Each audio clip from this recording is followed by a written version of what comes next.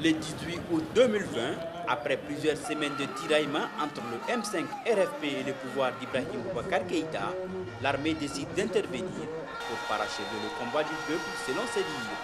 Très vite, un ancien colonel de l'armée de l'air est désigné pour diriger la transition et le mouvement du M5 RFP écarté.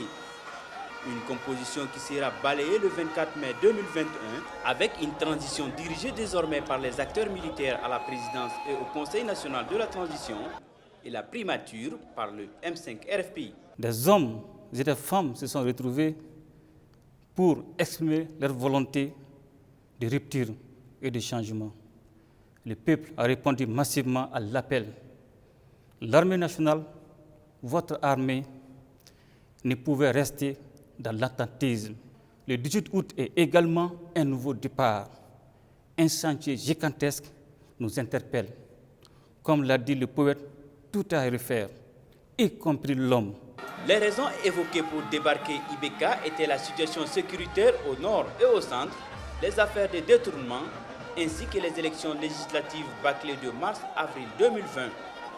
Les Maliens sont partagés sur le bilan de l'après-Ibeka. Au temps d'Ibeka, tout était basé sur le même côté. Le nord, on entendait Karimou a pris les marchés de temps en temps.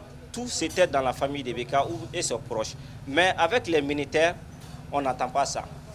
Chacun gagne ce qu'il veut dans son côté. Je crois un an après le départ du régime d'Ibrahim Boubacar Keïta, la situation, sinon les situations restent les mêmes. Du côté de la sécurité, ou parlant de la sécurité, on voit que malgré l'accalmie qu'il y avait après le départ d'Ibeka, les choses ne se sont vraiment pas améliorées. Les femmes manifestent régulièrement pour demander l'allègement au niveau des prix des denrées de première nécessité.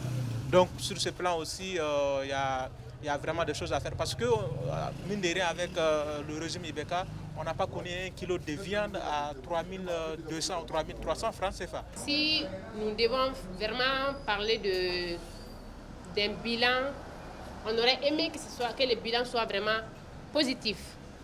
Mais nous espérons que les autorités de la transition feront de leur mieux pour que vraiment les situations sécuritaires, sociopolitiques puissent s'améliorer. À quelques 7 mois de l'élection présidentielle, les Maliens attendent toujours la mise en place d'un organe unique chargé d'organiser les élections et le redéploiement de l'administration dans les zones du centre et du nord. Mokhtar Bali pour VOA Afrique, Bamako. Notre travail a été de parachever votre combat dès le début.